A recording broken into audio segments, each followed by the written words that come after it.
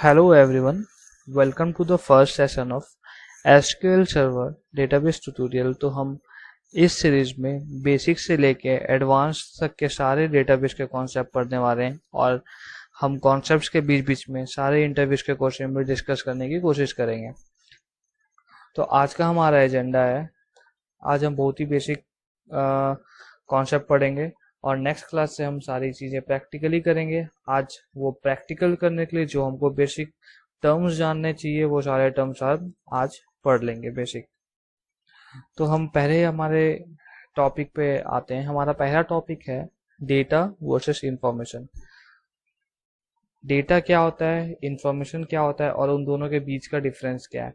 ये बहुत ही basic concept है। इंटरव्यूज में भी ये क्वेश्चन बहुत बार पूछा जाता है कि what is the difference between data and information. तो ये कॉन्सेप्ट पढ़ने के लिए मैं एक छोटा सा एग्जांपल देता हूँ। सपोज कभी हम कोई वेबसाइट में विजिट करते हैं तो वो हमसे कुछ एंट्रीज मांगता है जब हम वहाँ लॉगिन करते हैं, जैसे नेम। सपोज मैं नेम दे रहा हूँ राम। एज मांगते हैं, कभी एज मैं दे रहा हूँ 25। बहुत सी और चीजें मांगते हैं। अभी मैं 3 फील्ड्स लेके ही समझाना चाह रहा हूँ। तो मैं डाल रहा हूँ मेल। तो मेरा नेम इंडिविजुअली एक डेटा है। खाली नेम को अगर मैं देखूं तो ये मेरा एक डेटा हो गया। खाली एज को अगर मैं देखूं तो खाली एज मेरा एक डेटा हो गया। और खाली जेंडर को मैं देखूं तो ये एक डेटा हो गया। तो ये अपने आप में इंडिविजुअली डेटा है। Name is a data, age is a data, gender is a data. But when I combine all this three, जब मैं इन तीनों को कंबाइन कर लेता हूँ तो ये मेरे को कुछ एक इन्फॉर्मेशन दे रही है। ये क्या इन्फॉर्मेशन दे रहा है मेरे को? राम नाम का लड़का है जो मेरी वेबसाइट में विजिट किया है, जिसकी एज 25 है और वो मेल है। ये ऑल टुगेदर मेरे को एक इन्फॉर्मेशन प्रोवाइड कर रहा है। और इससे मैं कुछ एनालिसिस निकाल सकता हूँ। किस टाइप की एनालिसिस? कि मेरी वेबसाइट में मेल कैंडिडेट्स ज़्यादा विजिट कर रहे हैं जिसकी एज 20 से 25 की रेंज पे है, या वाइस वर्सा फीमेल कैंडिडेट ज़्यादा विजिट कर रहे हैं। तो हम मेरे को कुछ इन्फॉर्मेशन मिल रही है। तो ये बेसिक डिफरेंस होता है डेटा और इन्फॉर्मेशन का। यहाँ पे अगर आप ये डायग्राम देखेंगे तो आपको और इजीली समझ आ जाएगा। अगर हम इसको टेक्निकली अब समझे तो हम इसको टेक्निकली ऐसा बोल सकते हैं कि जो डेटा होता है वो रॉ होता है और अनप्रोसेस्ड होता है।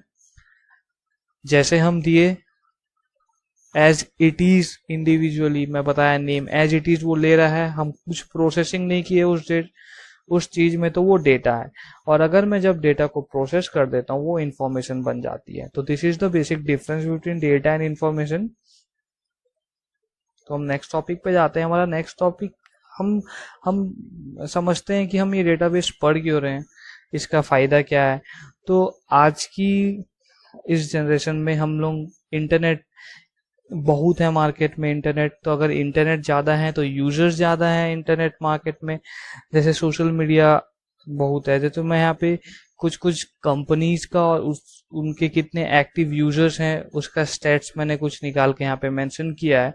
जैसे देख सकते हैं फेसबुक में 6.5 बिलियन यूजर्स हैं मंथली। तो इन सारे के डेटास ये कंपनी मैनेज करती है, स्टोर करती है। इन सब का डेटा, इन सब का इंफॉर्मेशन स्टोर करती है। आप यहाँ पे नाम डालते हैं, अपनी प्रोफाइल फोटोज अपलोड करते हैं, फोटोज पोस्ट करते हैं, तो ये सारे डेटा हैं, कहीं ना कहीं स्टोर होते हैं। तो ये सब मैनेज करने के लिए यूजर्स चाहिए।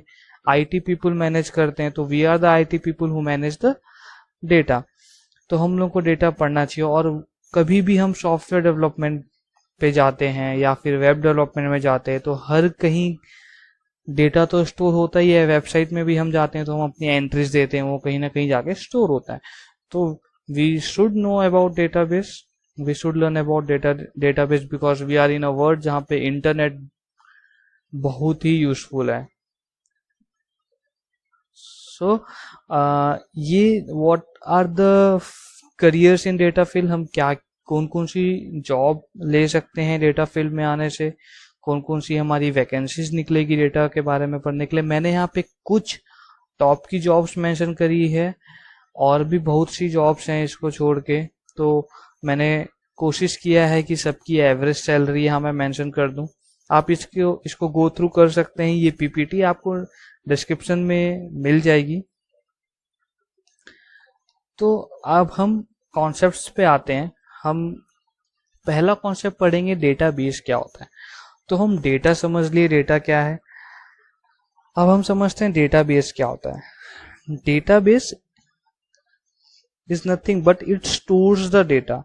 डेटा है मेरा, डेटा कहाँ स्टोर करेंगे, डेटाबेस में स्टोर करेंगे। कैसे स्टोर करेंगे, एक ऑर्गेनाइज्ड फॉर्म में, एक प्रॉपर मैनर में स्टोर करेंगे, और इस मैनर में डेटा स्टोर होना चाहिए ताकि मैं उसको इजीली एक्सेस, मैनेज और अपडेट कर पाऊं। फॉर एन एग्जांपल, मैं समझाने के लिए एक लेमैन का एग्जांपल देता हूं। अलमीरा हो गया मेरा, और अलमीरा में मैं डाल रहा हूं बुक्स, ठीक है। तो वो सारे बुक्स का अलमीरा में जो पार्टीशंस होते हैं, मैंने डाल दिया कि पहले ऊपर आ गई नॉवेल्स, उसके नीचे आ गई मेरी सेमेस्टर्स की बुक्स। तो वो दो पार्टीशन हो गया। तो मैं एक ऑर्गेनाइज्ड मैनर में मेरा बुक्स को स्टोर रख रहा हूं, बोल सकते हैं। तो मेरी बुक्स हो गई डेटा, और वो अलमीरा हो गया database. All right, book is the data which is being stored in a database, right? Database is almirah, books are stored in almirahs, right? Books are data, almirah is database. I hope concept सबको clear हो गया हो। और यहाँ पे बहुत लोगों के माइंड में एक क्वेश्चन चल रहा होगा कि अगर हम किसी भी चीज को स्टोर कराते हैं और वो डेटाबेस होता है, तो हम पहले हम लोग के पास फोन बुक डायरेक्टरीज होती थी। एक बुक में सारे कांटेक्ट नंबर्स लिखे होते थे हर किसी के, आपके सिटी के। तो क्या वो एक डेटाबेस है? वो भी तो ऑर्गेनाइज स्ट्रक्चर पे, ऑर्गेनाइज फॉर्म में हम सारे के कांटेक्ट नंबर सेव किए, नहीं, वो डेटा नहीं है। रीजन क्या है उसका? अगर आप यहाँ पे पढ़ेंगे तो मैंने ये मेंशन किया है, so that data can be easily accessed, managed और updated। अब हम सोचते हैं, सपोज कोई नया बंदा आ गया आपकी सिटी में, ठीक है, तो आप सबकी डायरेक्टरी में कैसे फिर से एंट्री डाल सकते हैं कि ये नया बंदा आया है, इसका फोन नंबर ये है। So can we manage the data? क्या हम मैनेज कर पा रहे हैं सारे का फोन नंबर और सारे यूजर्स की डिटेल्स को? नहीं। किसी का फोन नंबर सपोज चेंज हो जाता है, आज की डेट में बहुत से नई नई कंपनीज आ रही जो नए नए ऑफर्स प्रोवाइड करते हैं, तो लोग स्विच करते हैं एक से दूसरे पे। तो सपोज किसी ने एक नेटवर्क से दूसरे नेटवर्क पे स्विच कर लिया, तो नंबर चेंज हो रहा है, उसका नंबर वो चेंज कर सकता है। तो अपडेट, तो मैं कैसे अपडेट करूंगा सारे लोगों की फोन बुक डायरेक्टरी पे? तो मैं अपडेट नहीं कर पा रहा हूँ। एक्सेस मैं हर time phone book directory carry नहीं कर पा रहा हूँ। तो वो फोन बुक डायरेक्टरी भले डेटा को इजीली स्टोर कर रहा है, लेकिन वो ये तीन फीचर्स तो प्रोवाइड नहीं कर रहा है, इसलिए वो डेटाबेस नहीं है। ये फीचर्स होने डेटाबेस में बहुत जरूरी है, ठीक है। तो ये एग्जांपल के लिए आप इसको एक डेटाबेस समझ सकते हैं, जो नेम, सरनेम, डे, मंथ, ये सारी चीजें स्टोर किया है एक ऑर्गेनाइज्ड मैनर पे। एक टेबल स्ट्रक्चर है ये, ठीक है। ये टेबल स्ट्रक्चर पे एक ऑर्गेनाइज्ड मैनर पे डेटा को स्टोर कर रहा है अपने ऊपर, राइट। ये डेटाबेस हो गया। अब हम पढ़ते हैं कॉन्सेप्ट डीबीएमएस का, ठीक है। डीबीएमएस का फुल फॉर्म होता है डेटाबेस मैनेजमेंट सिस्टम, राइट। तो database management system is a software, basically this is a software. फिर से मैं इसको एक एग्जांपल देता हूं, जो हम एग्जांपल पहले लिए थे उस एग्जांपल से हम समझते हैं कि डीबीएमएस क्या होता है। हम रिलेट करते हैं इसको हमारी प्रैक्टिकल लाइफ से, लेमैन के टर्म्स में। तो सपोज मैंने बुक रेडी कर ली, अलमीरा पे डाल दिया, ऑर्गेनाइज्ड मैनर में डेटा को स्टोर कर दिया डेटाबेस में। मेरा अलमीरा रेडी है, ठीक है, कंप्लीटली अलमीरा रेडी है मेरी, जिसमें डेटा भी मैंने डाल दिया है सारा।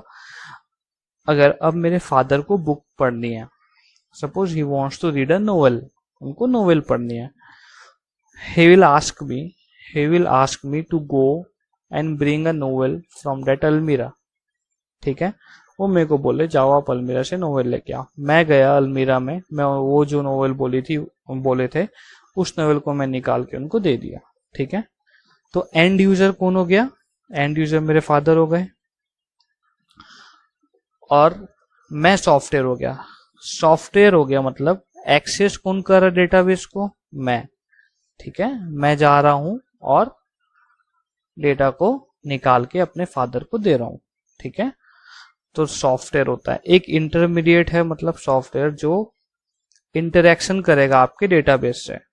माई father directly won't interact with the database, he use a software that is me to interact with the database, right. तो यहाँ पे वही बोला है, जैसे इंटरेक्ट किए वो मेरे को बोल सकते हैं क्रिएशन। क्रिएशन मतलब वो मेरे को बोल सकते हैं कि आप नई बुक मैंने खरीद के लाई है, आप नई बुक वहां अलमीरा में डाल दो, मतलब नया डेटा डाल रहा हूं मैं।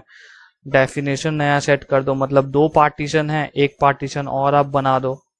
वो एक अलग रीजनल बुक्स लाने वाले हैं सपोज, तो एक पार्टीशन अलमीरा में और करो जो रीजनल बुक कंटेन कर रहा है। मैनुपुलेशन, ऊपर सपोज अभी सेमेस्टर्स का है तो नहीं आप ऊपर रीजनल करो। तो ये सारी चीजें सॉफ्टवेयर के थ्रू होती है। और भी चीजें हैं, ये यहाँ पे मेंशन है, पीपीटी डिस्क्रिप्शन में मिल जाएगी, आप पढ़ सकते हैं। अगर आपको कहीं भी डाउट है तो आप कमेंट सेक्शन में डाल सकते हैं, हम सारे के सारे डाउट्स अटेंड करने की कोशिश करेंगे। तो आई होप सबको सॉफ्टवेयर का कॉन्सेप्ट भी क्लियर हो गया हो। सॉफ्टवेयर मतलब डीबीएमएस। ठीक है, तो डीबीएमएस सॉफ्टवेयर है और कुछ नहीं। तो ये कुछ कुछ कंपनीज है जो इस सॉफ्टवेयर प्रोवाइड करती है हमारा डेटाबेस से इंटरेक्शन करने के लिए। हम लोग यहाँ पे एसक्यूएल सर्वर का यूज करने वाले हैं, हम एसक्यूएल सर्वर के कॉन्सेप्ट पढ़ने वाले हैं। ठीक है, तो ये एसक्यूएल सर्वर माइक्रोसॉफ्ट का एक है टूल है। ऑरेकल हो गया, IBM DB2 हो गया, और वैसे ही ये कुछ कुछ मैंने मेंशन करा हुआ है। तो आई होप डीबीएमएस का कॉन्सेप्ट सबको क्लियर हो। तो आज का हमारा लास्ट कॉन्सेप्ट हम पढ़ते हैं RDBMS। इसको हम RDBMS भी बोलते हैं शॉर्ट फॉर्म में, और ये relational database management system. Relational database management system basically कुछ नहीं, हम डेटा को, जैसे मैंने डिस्कस किया था यहाँ पे, आप यहाँ पे अगर याद रखे हो, जस्ट अ मिनट, तो हम यहाँ पे एज अ टेबल स्टोर करा रहे हैं डेटा को, राइट। हम ऐसा टेबल स्टोर करा रहे हैं। तो जहां भी आप टेबल्स देख रहे हैं मतलब वो RDBMS है, मतलब वो रिलेशनल डेटाबेस है। तो रिलेशनल डेटाबेस कुछ नहीं है, is an organise set of tables. ठीक है, यहाँ पे डेटाज हम टेबल में स्टोर करते हैं, डिफरेंट टेबल्स पे। और वो जो डिफरेंट टेबल्स है ना, वो एक दूसरे से रिलेटेड हो सकता है। ठीक है, एग्जाम्पल मैं यहाँ पे देता हूँ, जैसे स्टूडेंट्स टेबल हो गया। ठीक है, स्टूडेंट टेबल हो गया, कोर्स टेबल हो गया, और टेक्स कोर्स टेबल हो गया, है ना। देखो, स्टूडेंट टेबल स्टूडेंट की डिटेल कंटेन कर रहा है, आईडी, ठीक है, phone number, date of birth. अब ये आईडी यहाँ पे भी है, मतलब ये स्टूडेंट ये क्लास में पढ़ता है और वो ये सेमेस्टर में है। और ये क्लास आईडी कोर्स टेबल में भी है। इसका मतलब क्लास आईडी मेरे को मिल गया, कौन सी क्लास में पढ़ रहा है पता चल गया, तो कौन से टाइटल में, I mean, कौन सा कोर्स वो ले रहा है, राइट। अगर ये आपको अभी उतना समझ ना आ रहा हो तो टेंशन लेने की कोई जरूरत नहीं है। ये हम प्रैक्टिकली करेंगे, हम प्रैक्टिकली टेबल्स क्रिएट करेंगे और समझेंगे, एक दूसरे से रिलेट करेंगे, क्वेरीज लिखेंगे, तो हमको बहुत ही इजीली ये समझ आने वाला है। तो उसकी कोई टेंशन नहीं है। और RDBMS के टर्म्स में हम एक टेबल को एक रिलेशन बोलते हैं। ठीक है, हम एक टेबल को एक रिलेशन बोलते हैं, एक रिकॉर्ड को हम ट्यूपल बोलते हैं, और एक कॉलम को हम एट्रीब्यूट बोलते हैं। ठीक है, तो ये हमारा आज का लास्ट कॉन्सेप्ट था। नेक्स्ट क्लास से हम प्रैक्टिकल चालू करने वाले हैं, तो मेरी सबसे एक ही रिक्वेस्ट है कि वो SQL सर्वर अपने कंप्यूटर्स पे डाउनलोड कर लें। हम लिंक डिस्क्रिप्शन बॉक्स पे दे देंगे, आप वहां से जाके SQL सर्वर डाउनलोड कर सकते हैं। और कोई भी डाउट हो तो कमेंट सेक्शन में डालिए, हम उसको अटेंड करने की कोशिश करेंगे। Thank you everyone. और आप इस मेल आईडी पे मेल भी कर सकते हैं अपने डाउट्स। थैंक्स।